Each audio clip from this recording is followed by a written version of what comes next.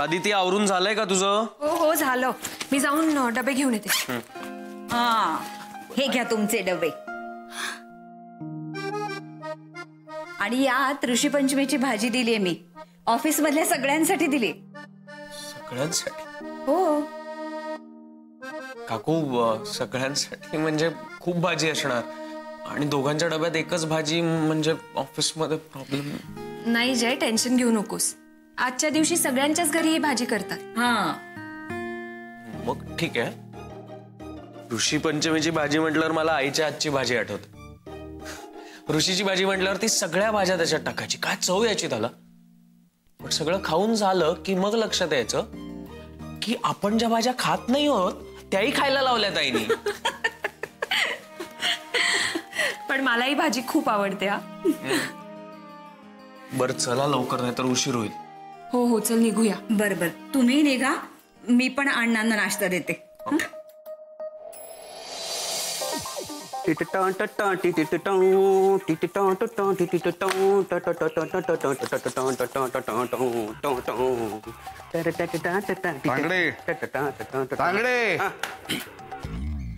अविनाश सरांची केबिन नीट साफ केलीस का? नवरे साहेब, मला 2च हात आहेत. आता बाप्पा आलेच आहेत तर त्यांना अजून 2 मागतो, म्हणजे इथं 2 तिकडे 2 असो. अरे वा, वर तोड करून चांगलं बोलता येतं तुला. नवरे साहेब, काय केलंय मी आता? नाही, काही करत नाही, हाच तर प्रॉब्लेम आहे ना. म्हणजे आधी काही करायचं नाही आणि नंतर मग ही अशी वरच्यावर आवरावर करायची. आता दिलेली जी कामं आहेत ना ती तरी जरा नीट धड कर. हा, अरे वा रजनी मॅडम, लवकर आले आहेत आज. म्हणजे गणपती बाप्पांनी आशीर्वाद दिलेला दिसतोय. ऑफिस मध्ये वेळेवर यायची सुबुद्धी. काय प्रॉब्लेम आहे? काय नाही. नवरे मला त्रास देऊ नका, माझा मूड नाहीये. का? काय झालं? कळेल, सगळ्यांना कळेल. मला कळल्या आहेत बऱ्याच गोष्टी. काय नवरे, आज जर मी तोंड उघडलं ना तर भल्या भल्यांच्या नोकरीवर गदा येईल. त्यामुळे मला तोंड उघडायला लावू नका, म्हणजे तशी वेळच येऊ देऊ नका. जाम सटकलीये माझी. आता माझी सटकली, मला राग येतोय. आता माझी सटकली, मला राग येतोय. आता माझी तांगडे, आता रजनी मॅडम काय बोलून गेले रे? हेच, आता माझी सटकली, मला राग येतोय. आता माझी सटकली. काय थट्टा करू नकोस. अरे इथं माझ्या काळजाचं पाणी पाणी होतंय आणि तू थट्टा करतोयस माझी. मला वाटतंय तांगडे की रजनी मॅडम ना माझ्याबद्दल सगळं काही कळलेलं असणार. रजनी मॅडम? हा, असं अचानक? हो. कसं शक्य आहे नवरे साहेब? नाही, अरे बघ, आता नाही का त्या इथं उभं राहून माझ्या तोंडावर म्हणाले, अरे मला सगळं कळलंय आणि आता सगळ्यांना कळेल. भल्या भल्यांच्या नोकरीवर गदा येईल. आता मला सांग, या ऑफिसमध्ये भले भले म्हणजे माझ्याशिवाय दुसरं कोणी आहे का रे? बरोबर आहे नवरे साहेब, तुमच्यासारखा भला माणूस या ऑफिसमध्ये दुसरं कोण आहे का? तुम्ही जरा सांभाळूनच राहा, नाहीतर ना काय खरं नाही तुमचं. हो बरोबर आहे. कोणाचं काय खरं नाही? कोणाचं काय? काय तांगडे, काय झालंय काय? नाही कदम, अहो रजनी मॅडम खूप भडकून आले आहेत. अच्छा, म्हणजे आज तिच्या तोंडाचा पट्टा सुरू राहणार. तर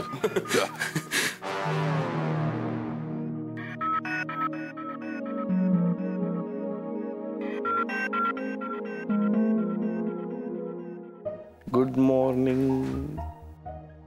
good morning. Good morning. Good morning. तू तर चांगल्या मूड मध्ये आहेस. म्हणजे? अगं ते नवरे काहीतरी बनवत होते. काय काय म्हणत होते नवरे? अगं नवरे नाही, जाऊ दे. सांगा की काय एवढं काय? अगं ते अगं आपल्याला काय जाऊ दे ना, काम खूप आहे आपल्याकडे. हो, खूप काम आहे. Good, very good. Good morning. Good morning. Good morning. Tilottama madam, हे घ्या. पेढे? काय गुड न्यूज आहे वाटतं? हो नाही, प्रसाद आहे. मी ते येता येता साईबाबांच्या मंदिरातून आलो ना, म्हणलं अहो काय प्रसन्न वाटतं म्हणून सांगू. रजनी मॅडम, प्रसाद. थँक्यू. अहो थँक्यू काय, प्रसाद आहे. म्हणजे प्रसाद खाल्ल्याने मन शुद्ध होतं सगळ्यांच. अगदी बरोबर आहे. काका प्रसाद. थँक्यू. हे जय सर प्रसाद घ्या. सर नको म्हणू रे.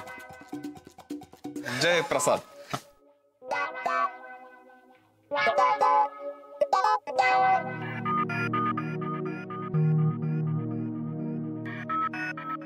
काल बिझी होतास खूप? हा जरा कामात होतो. एवढं काय काम?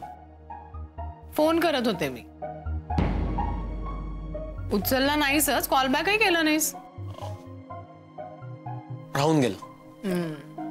राहून गेलं की टाळलंच मला.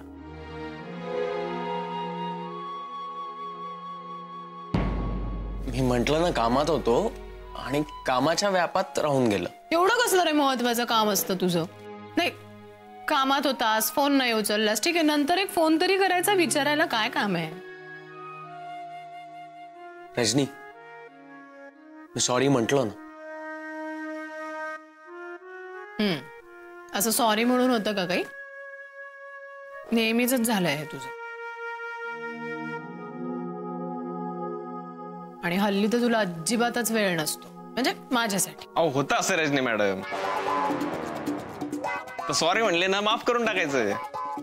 साई प्रसाद, तुझ्या नावात प्रसाद आहे म्हणून प्रसादासारखे सल्ले वाटत फिरू नकोस लोकांना. आणि मुळात माझ्या वाट्याला जाऊच नकोस. अहो लगेच रागवताय राव तुम्ही. हा, मी तुमच्या वाटेला जात नाहीये, पण एखादा वाट चुकत असेल तर त्याला योग्य वाट दाखवायला पाहिजे का नाही? तू sorry. Good morning. Good morning. एक मिनिट.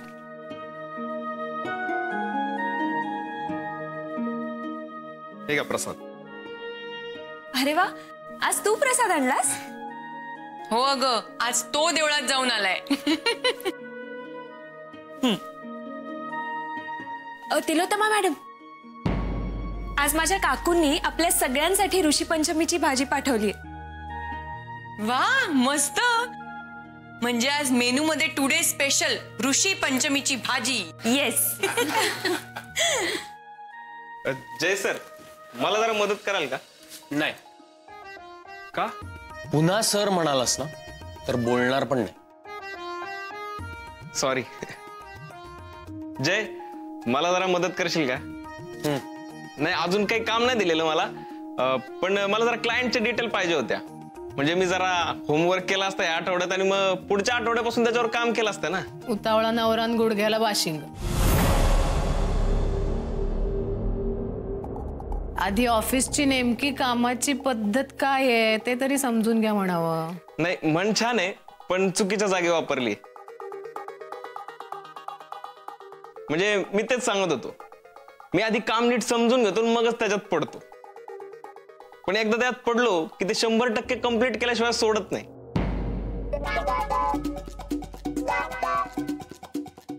वा, असंच असावं. म्हणजे एखादं काम हातात घेतलं ना माणसानी की ते तडीस नेऊन मगच गप्प बसावं माणसानी. मी पण आता असंच करणार आहे. म्हणजे अहो, म्हणजे एक फार महत्वाचं काम हातात घेतलंय मी. दाभोळकरांचं?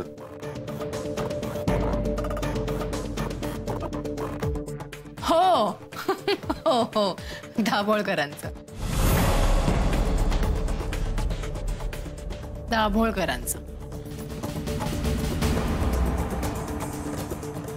आणि कसं आहे, आता ते काम जोपर्यंत मार्गी लागत नाही ना, पूर्ण होत नाही ना, तोपर्यंत शांत नाही वाटणार. छान. हे असंच कामाकडे लक्ष देत जा. रजनी मॅडम, काय मदत लागली तर सांगा मला. नाही, मला कोणाचीच मदत लागत नाही.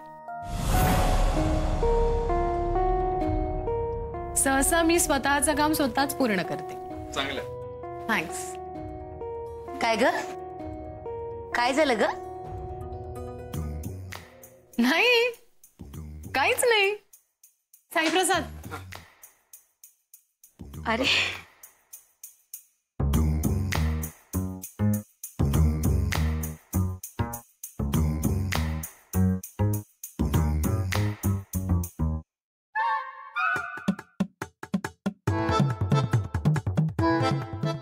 हे काय सगळे काम करतायत? म्हणजे नवरे, तुमची काळजी आहे आम्हाला. आमच्यावर ओरडून ओरडून उगाच तुम्हाला त्रास नको. नाही, माझ्या काळजीसाठी नको. तुम्हाला पगार मिळतो त्यासाठी तरी काम करा. नवरे, आईसाहेब येणार आहेत? हो, येणार आहेत ना. का? माझं जरा त्यांच्याकडे काम आहे महत्वाचं.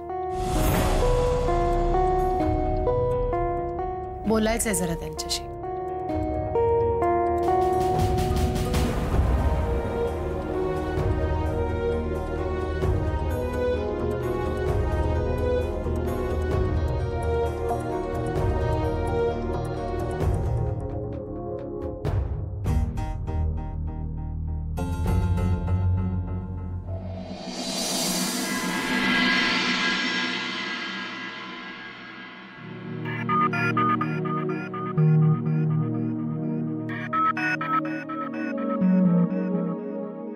काय ग उत्तमा, आज सगळीजण एवढी कामात कशी काय रमलेत? अगं गणपतीची सुट्टी होती ना, म्हणून वर्कलोड आहे. हो, मला सुद्धा टूर्सचं प्लॅनिंग करायचंय. काय आहे, आता नोव्हेंबर डिसेंबर जवळ येतोय ना, म्हणजे भरपूर टूर्स असणार. अगं नोव्हेंबर डिसेंबर अजून लांब आहे, पण लंचला जायचंय की नाही? करेक्ट. अहो, मागापासून याच प्रश्नाची वाट बघतोय. म्हणलं अजून कोणाला भूक कशी लागे ना. हो ना, कळलंच नाही. माझंही थोडं काम पेंडिंग होतं. अगं मग आता नुसती चर्चाच करत राहणार आहे का? चला जेवायला. मी दरवर्षी याच दिवसाची वाट बघत असतो, म्हणजे ऋषी पंचमीची भाजी मिळणार. वा, म्हणजे दुसरं काही नसलं तरी पंचपक्वान्नाचा बेत कायम असतो लंच टाइमला. आणि कावळे पण एकदम टायमाला ओरडतात. अगं बाई, हे काय मध्येच? अहो, भुकेचे कावळे. चला, माझं पण झालं. अरे तांगडे तांगडे, अरे काय रे, तुला टेबलावर मांडामांड करायला सांगितली होती ना, वाटलं सगळं? मी बोलायला येणारच होतो, पण तेवढं तुम्ही हाक मारली. चला. हे काय, सगळेजण अजून इथेच? लंच टाइम झालाय ना? अहो, जरा उशीर झालाय, पण लंच टाइम थोडा वाढवून मिळेल. नाही, कामाच्या वेळी कामच करायचं आणि लंचच्या वेळेला लंच. नवरे, एखाद दिवस चालतं. मी एक्स्ट्रा टाइम देईन तुम्हाला, पण एका अटीवर. हट. आज जर नंदिनीने आणलेले मोदक आणि आजची स्पेशल ऋषीची भाजी हा बेत असेल तर. हो आऊ, खास तुमच्यासाठी ऋषीची भाजी आणि मोदक दोन्ही आणले दरवर्षीप्रमाणे. म्हणजे हे सगळं दरवर्षी ठरलेलं असतं. अहो म्हणजे काय, दरवर्षी न चुकता. कारण आपलं हे फक्त ऑफिस नाहीये, कुटुंब आहे. आणि आमच्या कुटुंबाच्या प्रमुख आहेत आऊ.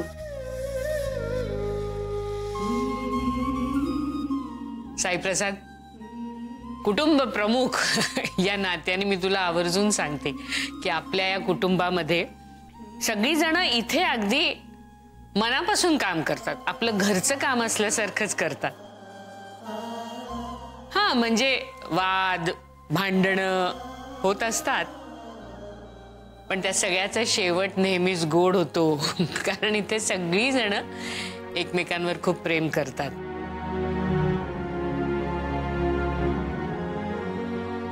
मी असं सांगेन की सगळेजण एकमेकांना चांगले ओळखून आहेत.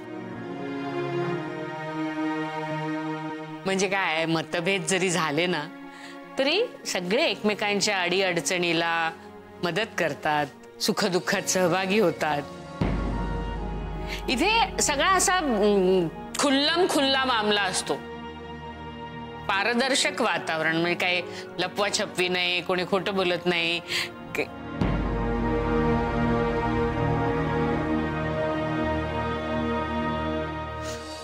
मला वाटतं एवढं माझं भाषण पुरे झालं, नाही तर लंच टाइम संपून जायचा. तांगडे, माझाही डबा. आई साहेब, एक विचारू? हा, विचार ना.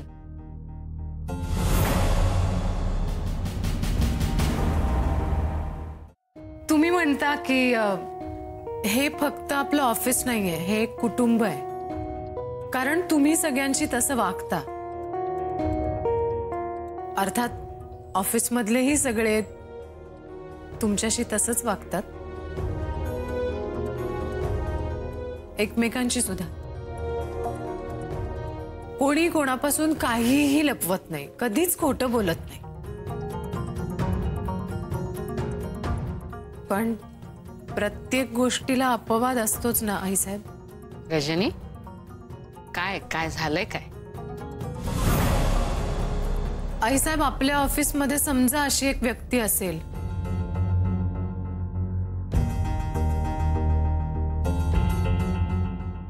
जी पहिल्यापासून सगळ्यांशी खोटं बोलत आली आहे.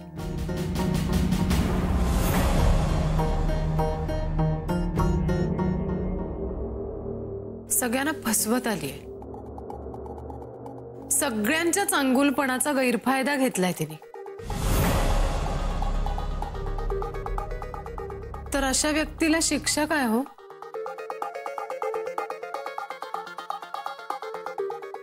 रजनी, अगं नंदिनी मॅडम,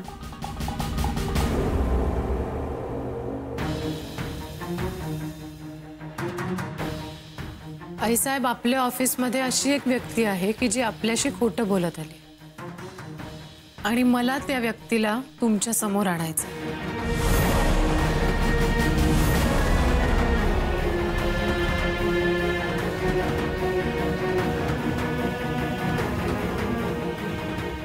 तुमच्या सगळ्यांच्या समोर आणायचंय.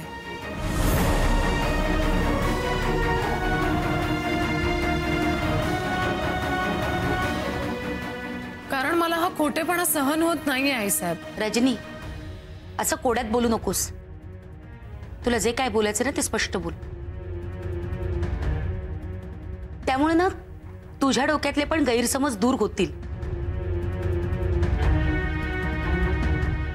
पुराव्याशिवाय जे समज पसरतात त्याला गैरसमज म्हणतात ना नंदिनी मॅडम. माझ्याकडे पुरावे आहेत.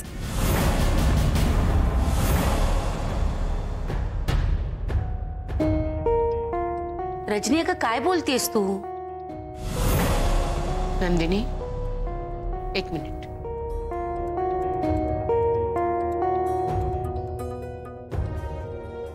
कोण आहे ती व्यक्ती रजनी?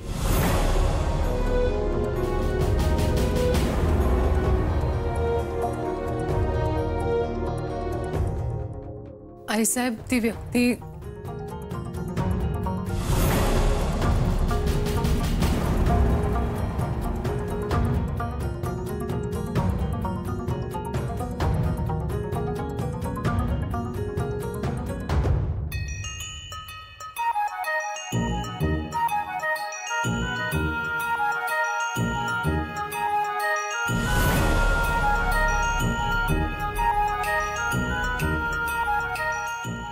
अदिती.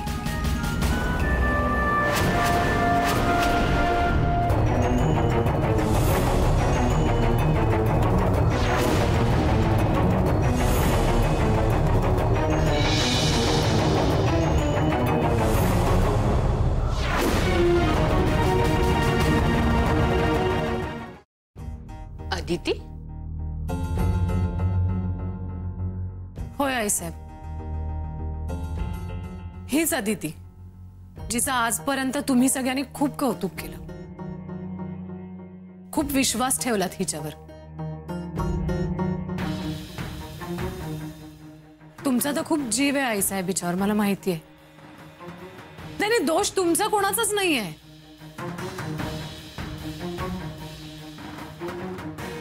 हा तुमचा चांगुलपणा आहे आणि तिने या चांगुलपणाचाच फायदा घेतला आईसाहेब.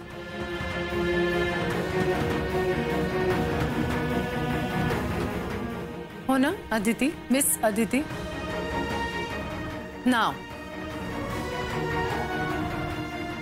अदिती दाभोळकर, पत्ता केतकर निवास, राम मंदिर लेन, बांद्रा. आपल्या काकांबरोबर राहते, दीनानाथ केतकर. वडील आजारी असतात त्यामुळे ते भावाकडेच असतात विरारला. पण आता वडिलांचं ऑपरेशन झालंय त्यामुळे ते काकांकडे म्हणजे आता हिच्या बरोबर राहायला आले. ही ओळख खरी आहे का? पत्ता सावली,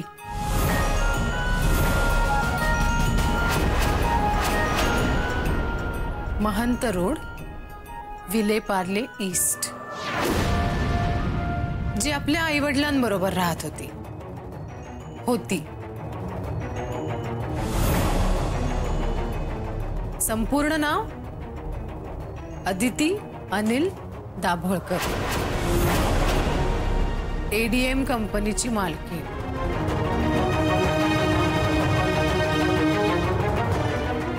ही ओळख खरी आहे